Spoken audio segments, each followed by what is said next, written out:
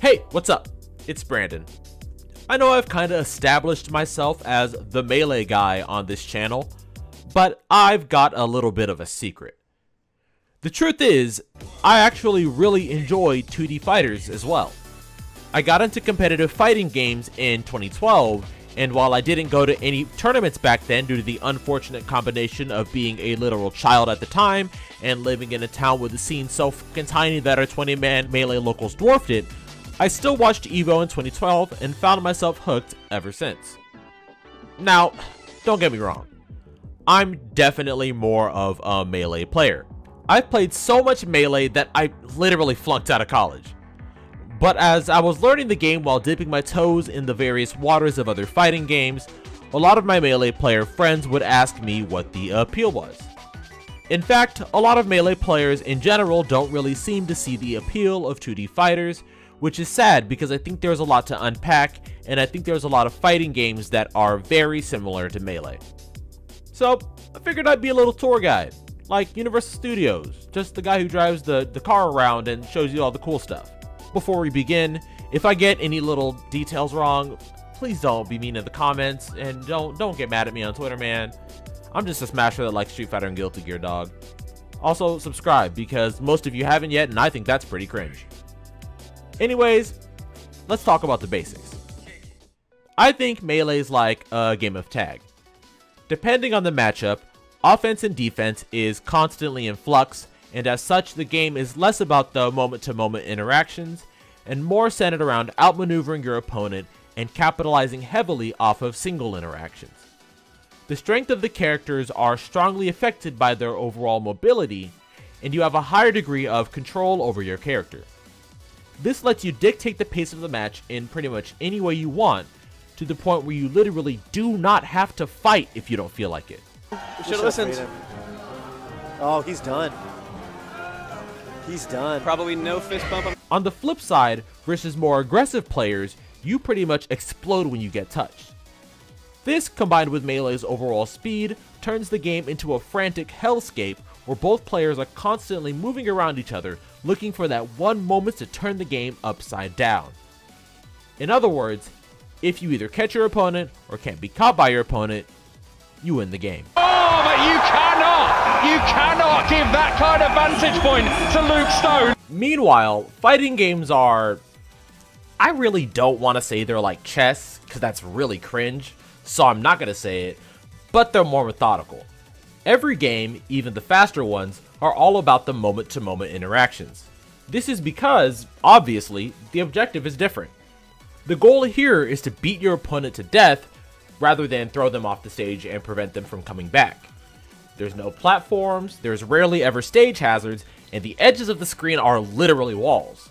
You're fucking boxed in, my guy, you have to fight. I didn't sign up for a cage match. To put it another way, because the only win condition in melee is to knock your opponent off of the stage, you can overlook a lot of the minutia as long as you accomplish that goal. Getting hit here and there, or losing a slight positional advantage, isn't really important in the grand scheme of things.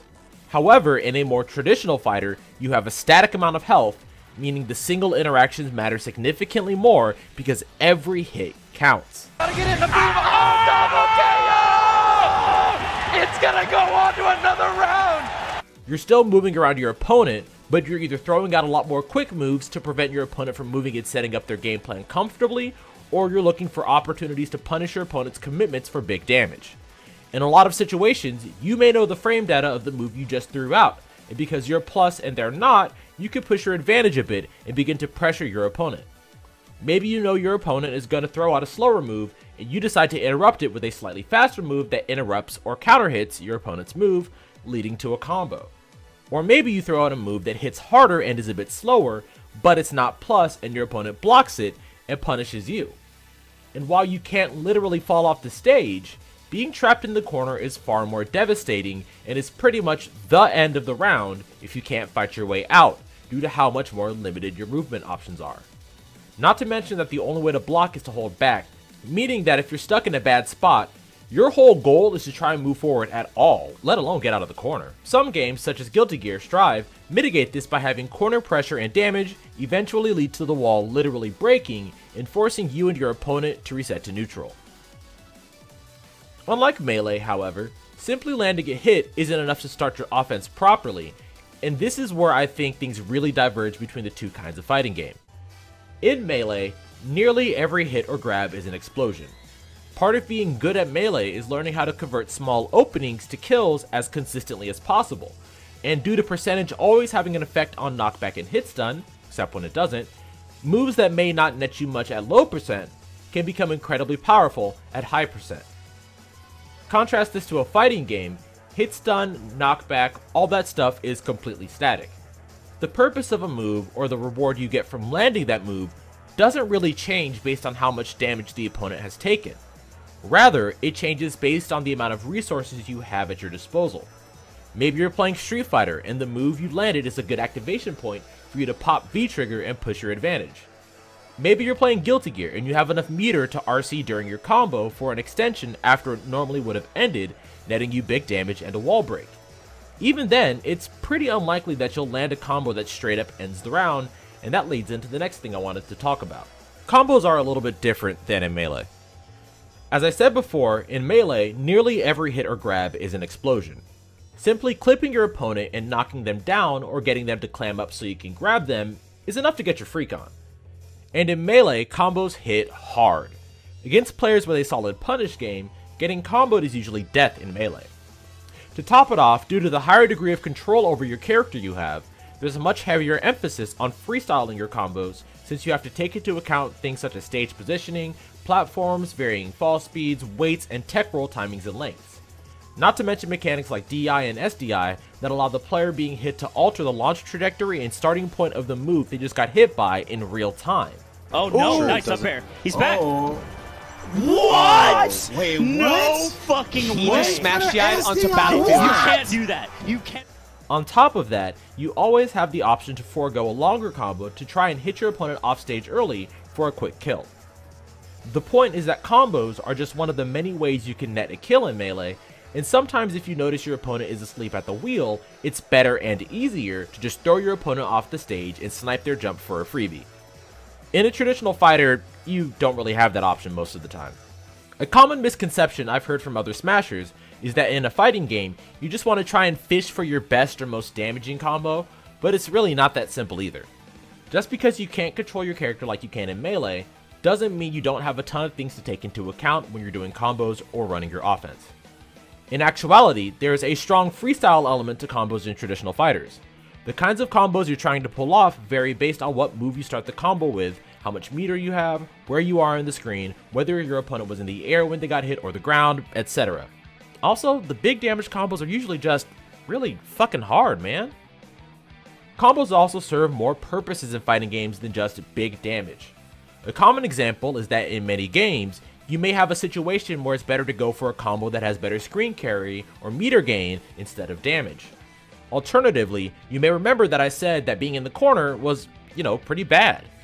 In some instances, you may want to forego damage to sideswap, get yourself out of the corner, and put your opponent into the corner.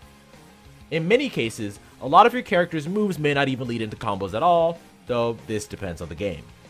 Games with a heavier emphasis on Gatling strings give you more chances to convert small openings to damage since you can cancel normals into each other with relative ease. Contrast this with a game like Street Fighter, which is more about slowly and methodically maintaining your spacing and chipping away at your opponent's defense, with very few opportunities to start a combo unless you're punishing your opponent for making a mistake. If you couldn't tell, this is just something that varies between different games. Some games you may not see long damaging combos very often, and then there's Marvel. Oh, wait a minute. With his good with his one good With the one. Whoa! Lenscrafter, bitch. Lenscrafter, bitch. No. Hit him with the on the incoming. He's gonna do it again.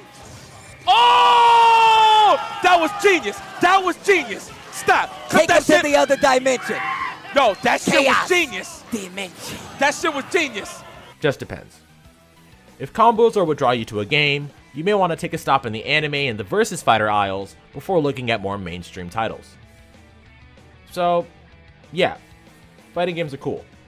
If you're feeling frisky after a bad day of unranked grinding, give a traditional fighter a shot. Personally, for Melee players, I'd recommend starting with either Guilty Gear or Tekken. Guilty Gear has had quite a few bangers over the years, but the ones people play the most are Plus R and Strive.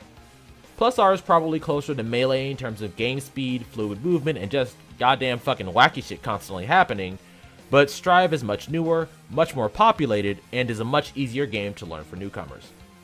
It's also worth stating that both of these games have amazing netcode.